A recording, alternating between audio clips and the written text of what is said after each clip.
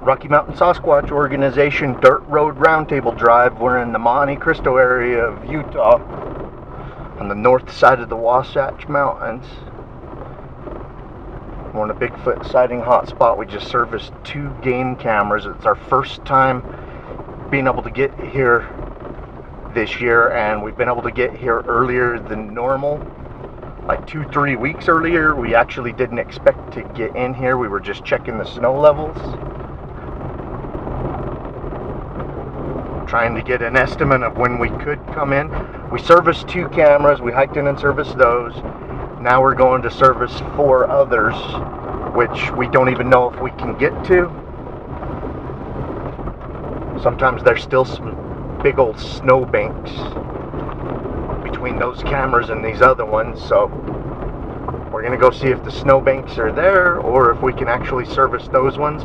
Thought we would roll this camera since we're in a hot spot, and hopefully we can get a home run and get a Bigfoot to cross in front of the camera. And this is our former roundtable for you all. You get to see these hot spots.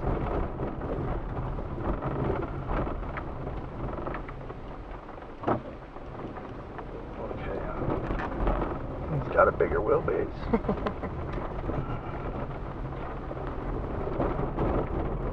I miss our Jeep. We drove our Jeep till the wheels fell off.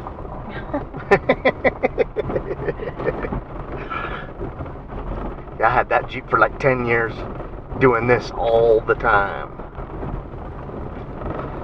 Jenny had a SUV Saturn that we drove until the wheels fell off of that one too. Literally.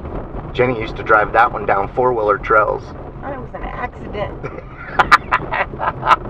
Yeah, Jenny's driving it down this 4-wheeler trail, and we're crapping our pants. I had to keep on getting out and helping her guide the tires, and we didn't go on it on purpose. It looked like a nice road at first. Anyways, we got halfway down it, and there's no turning around, and this kid comes riding up on his 4-wheeler, and he's like, "Hey, lady, you're on a 4-wheeler trail." Like, yeah. Mm-hmm. Yeah, we're like, "Yeah, we know." And he's like, "You guys should really turn around." And I looked at him like, "Well, where should we turn around?" Yeah. I was like, "Yeah, where?" And he looked at me like, "Oh, yeah." Yeah, we had to ride that one out. That was crazy. Yeah, on the side of a cliff, hanging off. It was horrible. There were some parts that you could only pass by putting your tires up on sagebrush in order to clear the rocks and ruts in the middle of that thing. That was scary. I thought we were going to get high-centered and stuck on there. Yeah, we've been into some hairy stuff.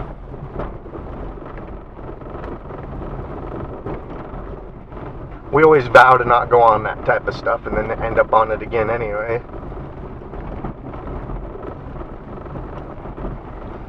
Yeah, last year I come up the first time with old Mike Hansen. You guys that follow us know who he is. And we serviced the first 2 game cameras, and then we come back here and went over a snowbank and then got to another one that was just huge, and Mike was trying to talk me into gunning it and trying to go over it, and I'm like, heck no, we're gonna high center on that, and I'm not gonna be digging this out for a few hours. And the mosquitoes were bad that day, so I was just having these visions of digging the high center out for 3-4 hours while being eaten alive. And I told him, I'm like, I'll try it, but you have to volunteer to dig us out for 3 or 4 hours. And he's like, yeah, let's just come back later. Then Jenny and I come back 2 weeks later, and there was not even a mud puddle left of where that was at. This car, for some reason, really stinks to dig out to. I've dug it out twice, and I hate it. It takes forever.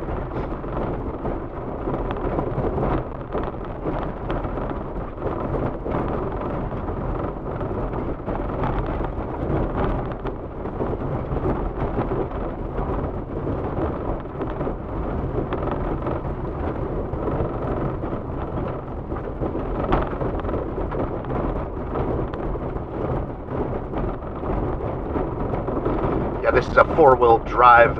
It just doesn't have the clearance the Jeep did. Instead of going with the Jeep again, I went with the Toyota Better gas mileage. that has better gas mileage and has 4-wheel drive, because we travel so much and the gas gets so expensive. I know someone on social media accused me of making a bunch of money doing this, and I have to tell you guys, there's no money in this. It's funny. I mean, I know people really try hard to make money doing this, but unless you have a TV series, you're really not gonna make any money at this. None of the social media sites give you enough money to cover your costs. It's We a always, loss yeah, all the time. we easily show a big loss every year, and I'm not into this to make money. This is what I enjoy doing. It's my passion. We try to recoup some of that money, and it also helps us to get out a little bit more than we would, but all of our equipment come out of our own pockets, and most of our travel comes out of our own pockets. But hey, that's great that, like, YouTube, you know, buy us a couple of tanks of gas, or maybe some gas station food, Yeah. you know, once in a while. So it helps us get out a lot more than we normally could. And we appreciate you people that support us and watch our videos so that we can get out here more than we normally would.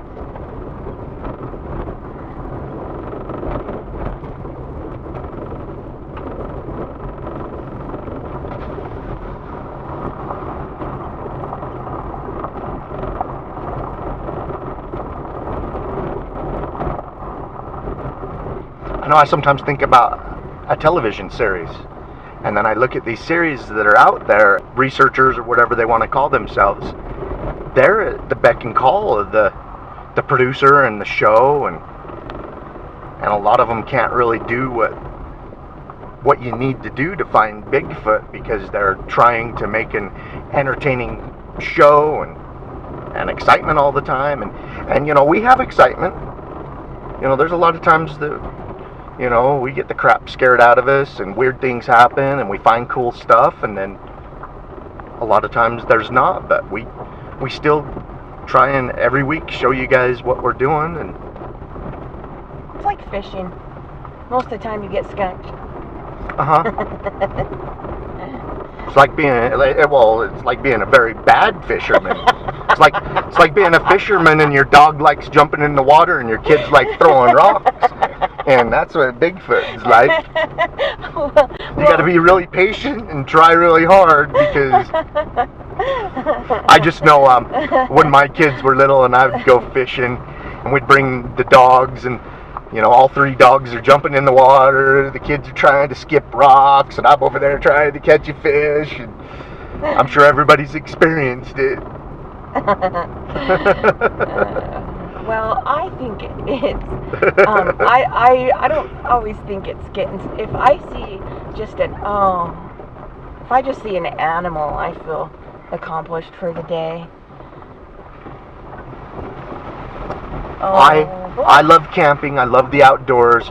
I was doing all of this before I was serious about bigfooting, and bigfooting was just a pastime hobby. But even when it was just a pastime, I always picked camping spots that were known for Bigfoot sightings. These are some of the banks that Mike was telling me to charge us through, and we might be able to make it. Yeah. I think this is the only spot that they are. Oh, this isn't bad. No. Unless there's a really bad one coming up, I think we're good.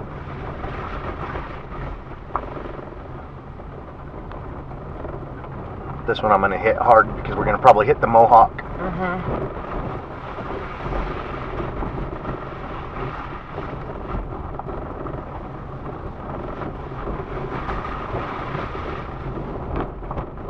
Yay! But then we keep seeing more and more snowbanks.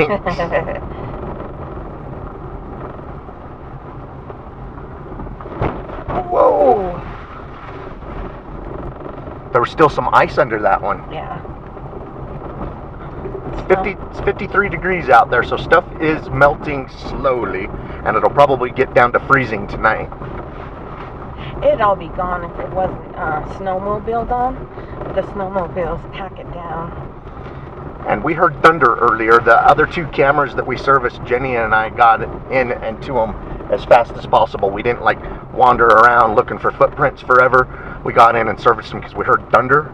There's black clouds out to the left of us. I mean, dark clouds. So we're hoping we can get to these other cameras before it starts raining or snowing.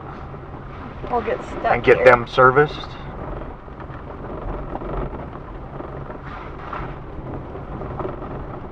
It gets real slippery up here in the rain.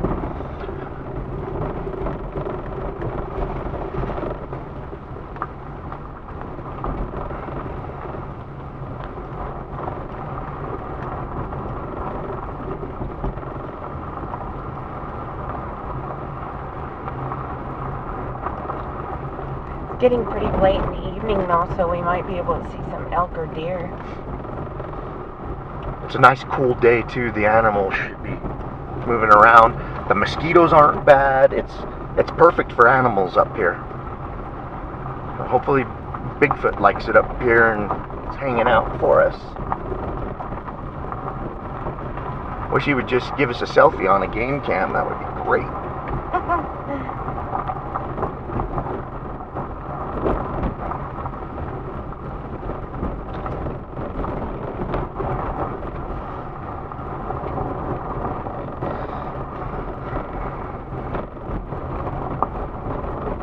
What a nice day. I like this time of year before all the grass dies and gets yellow. I like it when it's all green still.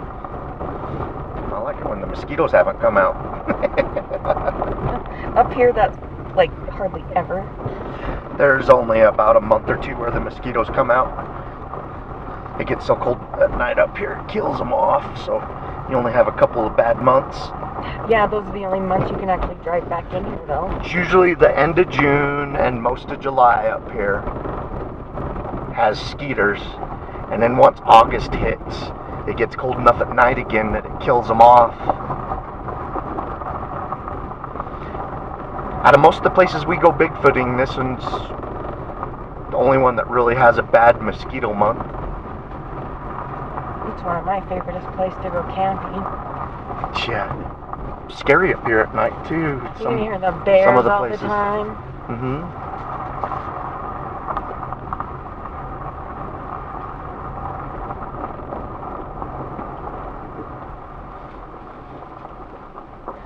Definitely hear some weird noises out here, that's for sure.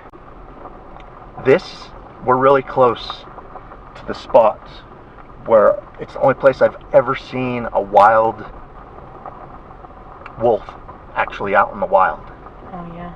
Jenny and I both watched it for about a minute and a half. That was crazy. Yeah, people will tell you that there isn't wolves up here, and that's a lie. University of Utah has a study going on the wolves up here. Oh, they do? Yeah, I was in denial when we saw that. I'm like, oh, it just had to be a huge coyote with really long legs and blah, blah, blah, blah. But our first instincts checking it out was a wolf. And the whole time I was watching it, that's a wolf, you know. And we have seen wolves at wildlife preserves many times. We've seen coyotes in the wild and preserves many times. But after we left, I was in denial. There's no way there's wolves here. And it was just one, you know. And then I went and got on the internet and started checking out if there was wolf sightings up here. The University of Utah is studying the pack that's up here. The pack goes back and forth between here and Hardware Ranch. So I was like, oh, we probably saw a wolf then. Yeah, Jenny, we stopped and we were spotlighting a clearing. And Jenny got out of the car, and this was at night, and all of a sudden that wolf comes running up. And I'm just like, oh my gosh, Jenny, get back in the car. And I'm thinking, I'm looking at the wolf and I'm thinking, well, it's got to have a pack. And I'm, you know, in my head, I'm thinking, oh, we're surrounded. And Jenny's probably standing right out by a wolf right now. So she jumps in the car. And that wolf was running right at my vehicle, my Jeep, aggressively running towards it. across the clearing. It was running right up on me. And when I yelled out at Jenny, it started pacing back and forth in front of the vehicle, and then Jenny got in the vehicle, and we sat and watched it pace back and forth for about a minute and a half before it finally went off into the woods. So it was pretty bold. I mean, plenty of time to shoot it. I actually got a camera out and was trying to film it in the headlights of my vehicle. The camera didn't have any low lights or IR. It was before I owned one of those. This was back in 2012.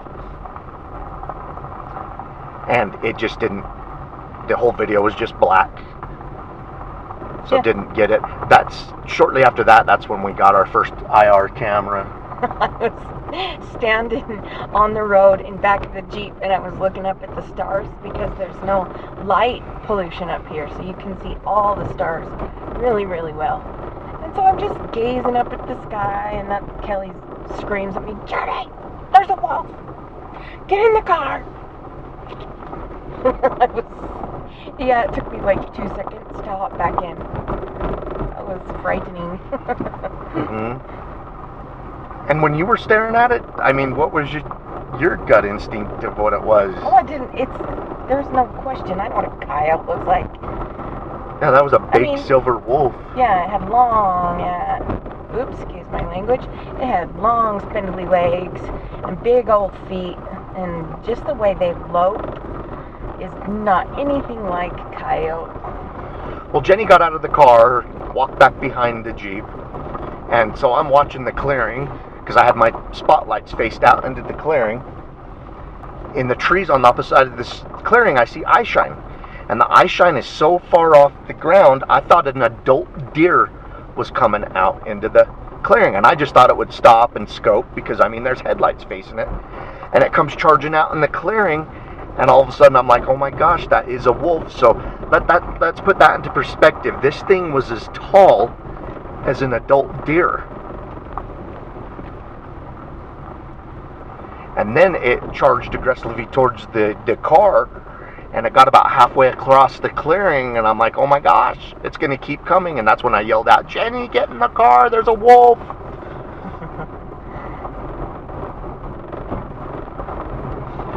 That was a terrifying night of camping. We were in a tent. Yeah, we went back to our tent that was probably only a mile or two from that. There was bears vocalizing on either side of our campsite. It was such a bad night. And their vocalizations got further away, and then after we went to bed, they started vocalizing again closer to us, and then one come up and poop next to our tent. Close enough to where you could hear it. It was like all raspberries. I'm like, disgusting. Yeah, Jenny woke me up and she's like, there's something pooping outside our tent. And I'm like, what? And I start listening, and you could hear it taking a poop. I mean, within like 5-10 feet of our tent. So I grab the gun and I go out with the spotlight and stuff and find the fresh turd that it left for us. And that's when we stocked up the campfire and just really didn't sleep much that night at all. We kept building up the campfire, and we sat out by the campfire more than we stayed in the tent. Yep, that's here. We've had some exciting times up here. The next time we camped up here, we slept in a Jeep and put our stuff in the tent. Oh, the very next night? Yeah. The next night that we were up, we were so tired and exhausted from being all up the whole night before that we were afraid that if anything happened, we would just sleep through it. So we put our cooler in the tent, and we stayed in the back of the Jeep. We laid the seats down and put our sleeping bags and pillows in there, and I slept really good that night, having the safety of a vehicle around us, and I didn't care if something got our cooler or whatever.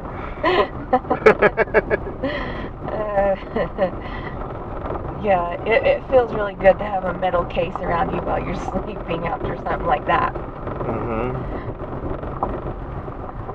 See the big purple clouds?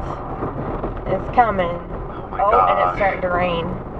I know, I'm like, do we really want to hike in this?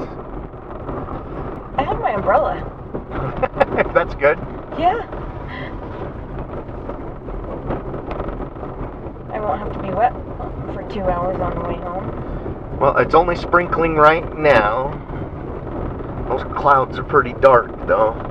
Usually I bring a separate set of clothing on things like this because I am clumsy and I always end up getting muddy or falling in the water or something, and I always have to change my clothes, but I didn't bring a set today. I've got a hoodie, a rain jacket, and a coat, all in the vehicle. Well, I can always wear one of those if you get wet.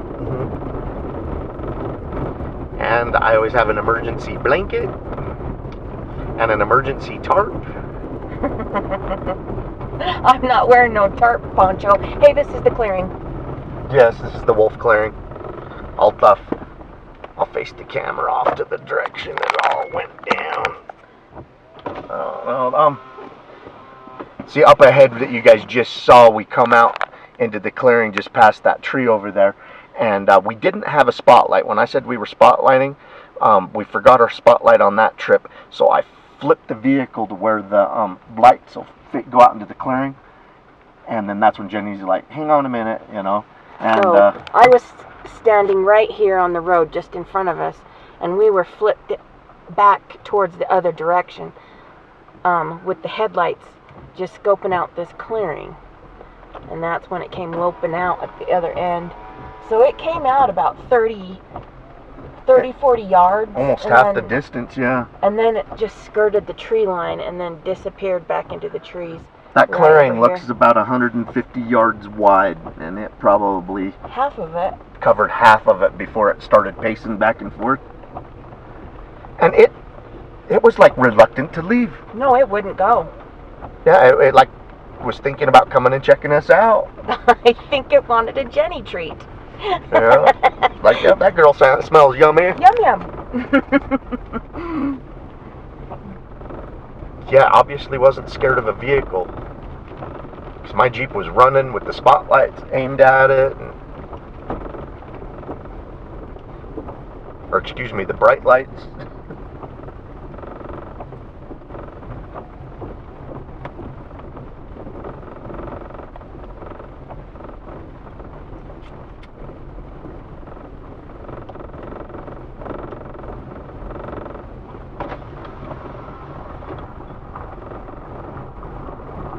Beautiful up here.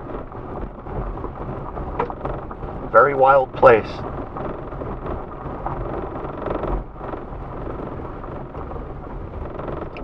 I know a lot of people that have had face-to-face encounters with black bears up here too. We still haven't caught a bear or a mountain lion on game camera at this particular location. Even though we know they're here, the cameras haven't got them. But we have gotten coyotes, badger, bobcat, moose, elk, deer, porcupine, bunnies, weasel, squirrels, fox, spiders, bugs, birds.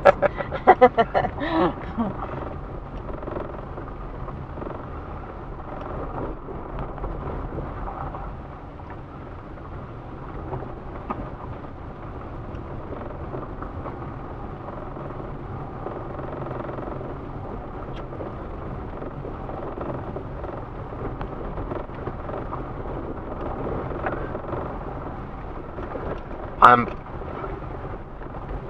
very happy to get coyote. Coyote are supposed to be really hard to trap, also really hard to get on game camera because they're supposedly so careful.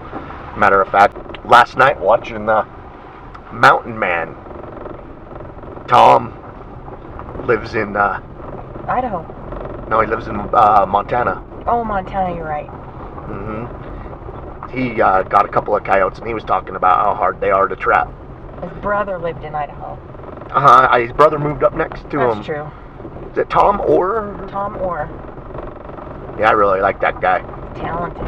Yeah, he made a wolf pelt hat. It was really Mountain Man looking. He put that on. His beard and everything. It was a coyote hat. Oh, what did I say? He said wolf. Oh, sorry, coyote. I like that show.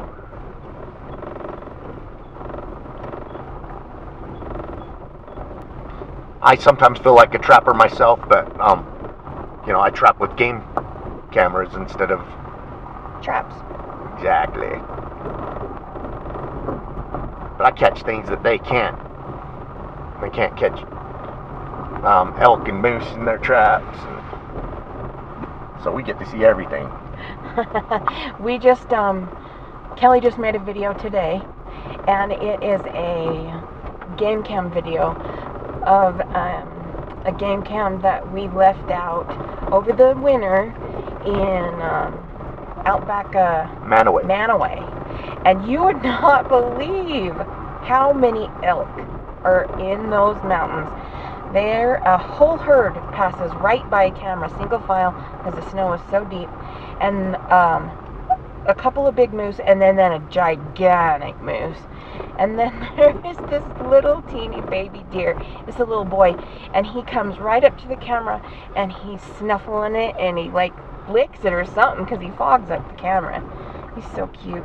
He might have got it with his wet nose. He might have, yeah. But he snuffles He's definitely right on breathing on it. There's a big old fat bobcat on it too. Yep, at the end. He shows up at the end of all that. Yeah. And just before him, a weasel. Big old deer.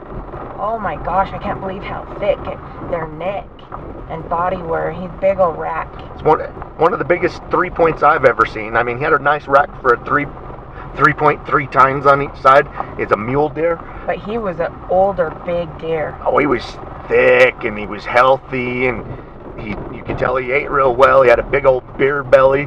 I think he found someone's beer stash. He had such a good belly going. He was healthy. Yeah. Oh, we may have hit the end of the line. Oh, no. We did. No. I think we can get through that. Oh, okay, cool. Oh yeah, that mohawk's not too tall. Keep going. Yeah, but look out for that video because it is very entertaining. There's a couple of snowshoe rabbits that are playing with each other that I thought was pretty comical. I think the kids, if you have kids, they'll like that. It's really, really cute. The name of the video is called Wasatch Bigfoot Expedition Game Camera Service. That's the title. And there's about 12 minutes worth of game camera video footage that's just amazing. Animal after animal. Kelly even had to cut out some of the animals because there was so many. Yeah, a little bit of the elk herd. I was like, okay, this is getting too redundant, and some of the birds and some of some of the deer, some of the rabbits. Especially if the footage was like similar to, you know, crossing in front of the camera looking like the same one. I'm like, okay, that's almost a rerun. You wouldn't believe the wildlife. Wildlife up here's thick too. Yeah, he cut it down from an hour to like 15 minutes. It's just crazy. I didn't think everybody wanted to see 1,000 rabbits.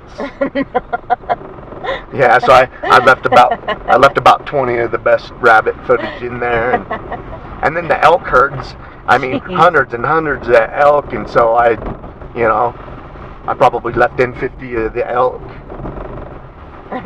They try to leave in all the bulls and all the bucks. I like the babies. Yeah. So cute. I do leave in babies too. Oh, and one of them is making a little noise too. Me.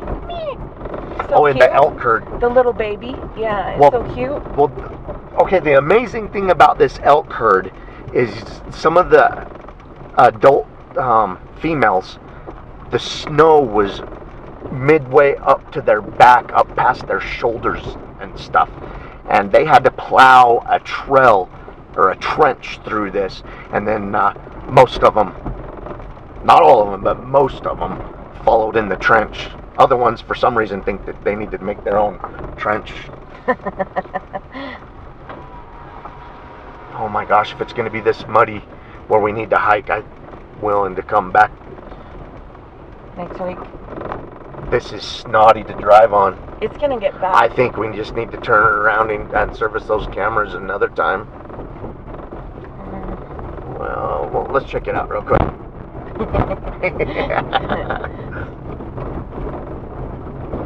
I want to get stuck back here.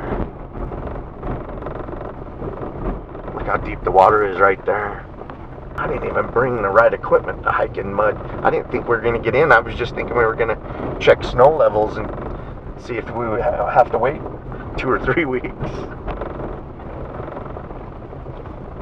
Yeah, we had a heat wave this past weekend. Looks like it did a good job. It was 95 yesterday at home. That was like the hottest day of the year so far. Hot. So after a hot day like that, I'm like, let's see what it's doing up on Monte Cristo. How much of the snow melted back.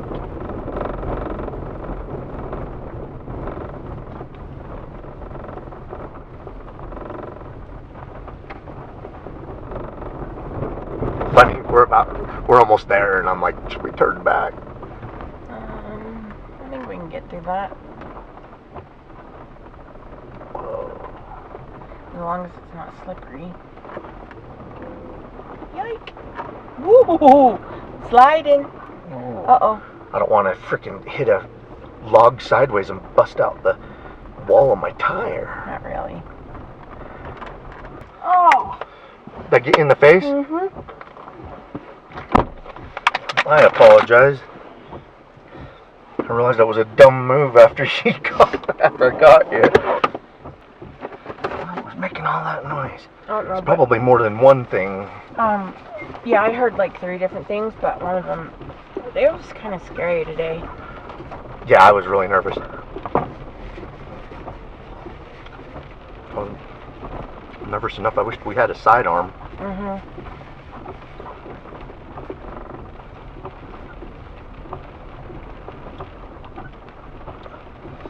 Yeah, if something's going to give you that much warning that it's coming, you should have your sidearm out for it. Mm-hmm.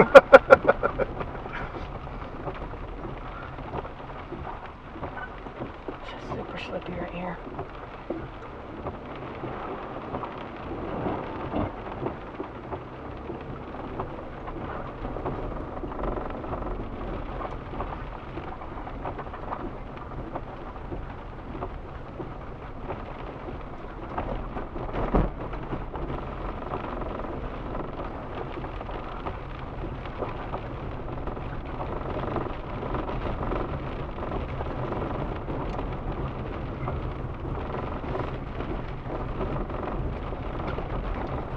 I am just shocked we got every camera.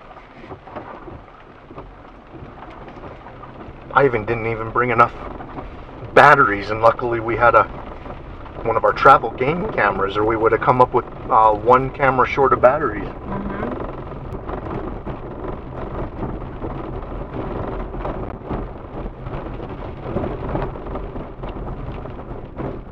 This last hike, these last set of game cameras, it's the most nervous I've ever been servicing them. The vocalizations we kept hearing from beginning to end was just unnerving.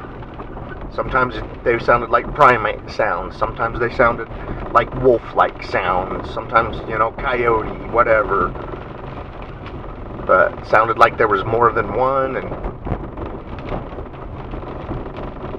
right at the beginning of the hike, twice behind us, it sounded to me like something saying, hey. Kind of long drawn out, and it did it twice within like a minute span. And then the second game camera I was servicing, something made a human-like vocalization, which made me go on point, and it was behind Jenny, and I look up at Jenny, and Jenny's on point in the same direction, and she's like, did you hear that? And I'm like, yeah, I heard that vocalization. That's not what Jenny heard. She heard like something threw a branch in our direction. A bunch of snapping in the trees.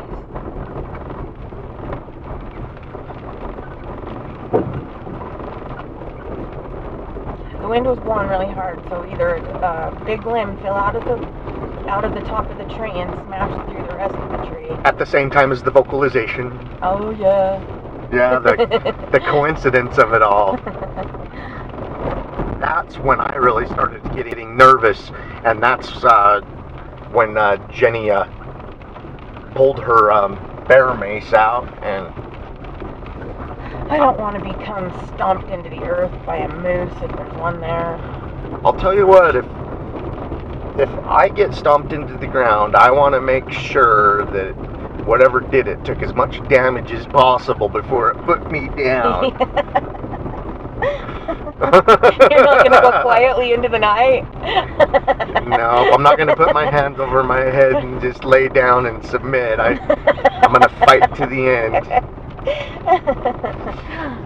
I always leave it in my backpack, but when I went with Les Stroud and his crew backpacking, they all had really good buck knives on lanyards that they put over one shoulder so it sat at their chest level. And Jenny and I both have knives set up like that now. I thought it was a good idea because right there at your chest, you know, if you have to go down knife fighting with a bear or a mountain lion, at least you have that option. Yeah, Les gave you a really nice knife. Yeah, he gave us a few of them. He's really generous. I really like that knife, so I keep it away, and I bring another knife. I wouldn't get upset if I lost. Yeah. Sorry, Les. The knife you gave me, I don't use it. It's a keepsake now. I keep it at home and I admire it.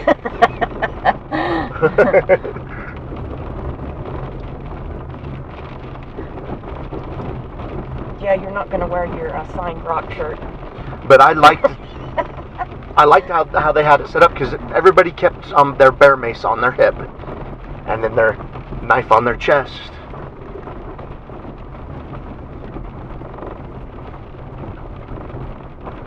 And then, of course, most of the time we go, at least one person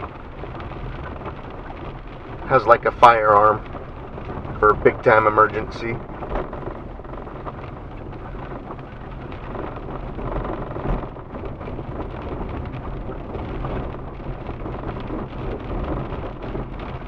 I really like the idea behind macing a lion or a mountain lion because it lives beyond after, you know, it gets all that cleaned out and it wears off, and then that makes it afraid of people forever, and it can go on living its life and will probably never mess with a person again.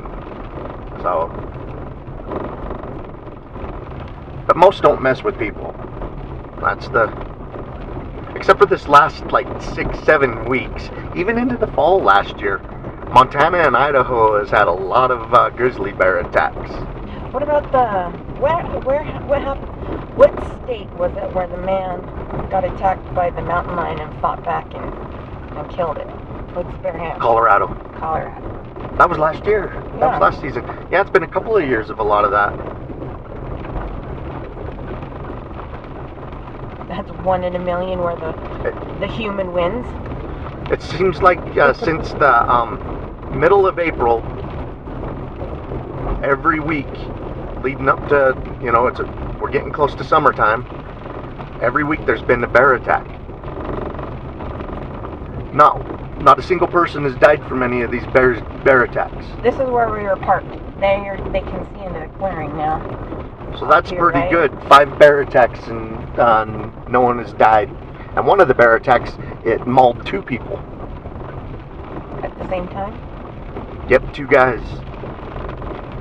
It got to them both. They had to go get treated for their injuries. I think that was one of the Montana ones.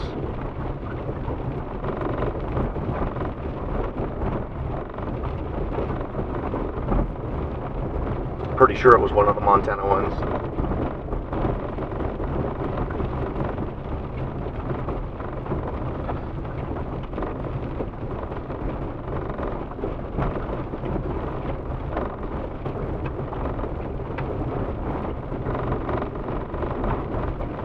That goes to show these bears aren't preying on people.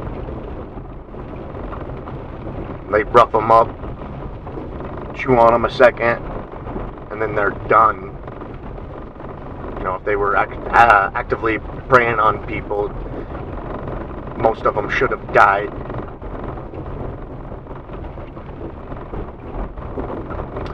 A couple of them, it's because they surprised the mom and the cub. think the last one, she had their yearling cub right there where she bit the guy's stomach and shook him around. I think that was an Idaho one, or close to the Idaho-Montana border. Yeah, she got a hold of him before he could mace her. And she grabbed him by the stomach and shook him around. And he survived. And I believe after her initial attack, they got some mace on her. And then they hiked back, him, his wife, and his injury. And they hiked back, and he kept thinking that she was going to come back for him, and never did. And then they ran into a hiker on the way down and told her what had happened.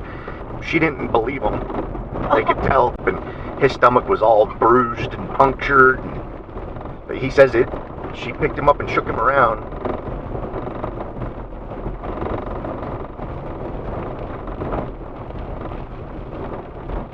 Hey, can you believe he hiked out after getting his stomach chewed on? Tough old guy. You're tough. If you watch this video, you're tough, man.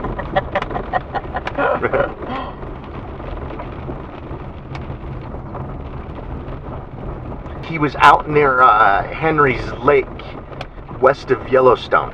It's actually the Idaho side of the border. So he was near Montana and Yellowstone in the Henry's Lake wilderness area where he got attacked. It's all come back, I recall it now. That's the last bear sighting that happened last week. Then there was a mountain biker in Montana. Before that,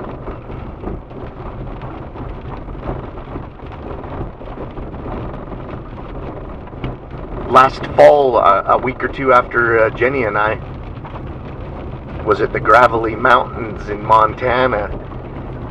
The what? The Gravelly Mountains, out by Virginia City and stuff like that. Oh, that's right. Yeah, when we stopped when we stopped at that lake. I forgot. And hiked around. Yeah, that's where 4 guys over 3 weeks got attacked by a grizzly bear. Got mauled by one, and they, everybody's pretty sure it was the same bear that was just for some reason angry. Yep, chewing up and clawing up humans. Excuse me. Everybody survived, and the very last guy to survive unloaded his 9mm into it while it was attacking. So the Fish and Game Department of Natural Resources, whatever they called in that state, they never did catch up to that bear that's been attacking everyone. So who knows, it could be dead.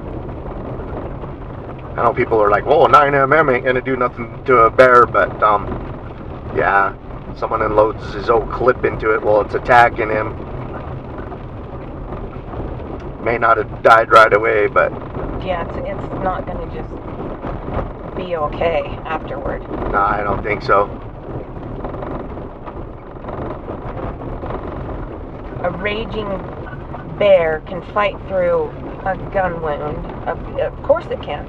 But later on, when it's quieted down and it's all wounded and punctured, it's gonna die. We saw on Mountain Man last night where that guy shot the bull elk right in the vitals. Seemed like it took him an hour or so of hiking to catch up to it where it died, and he was like shocked how far it made it. Animals are tough.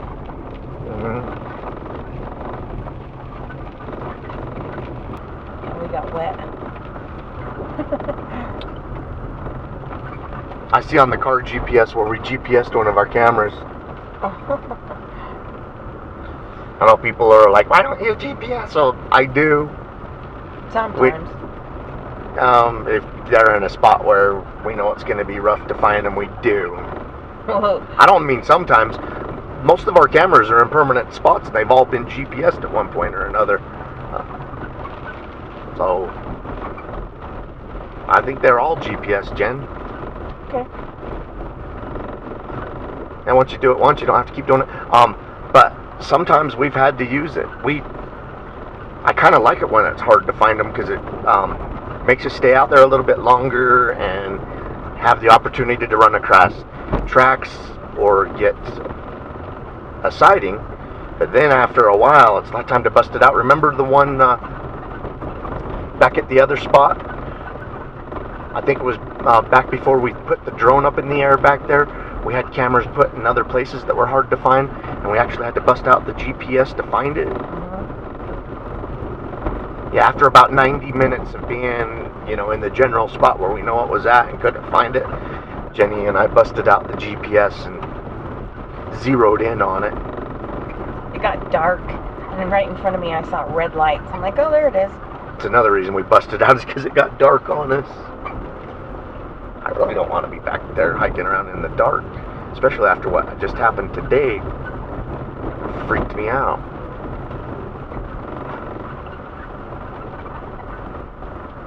There was a couple of somethings back there with us making noise, and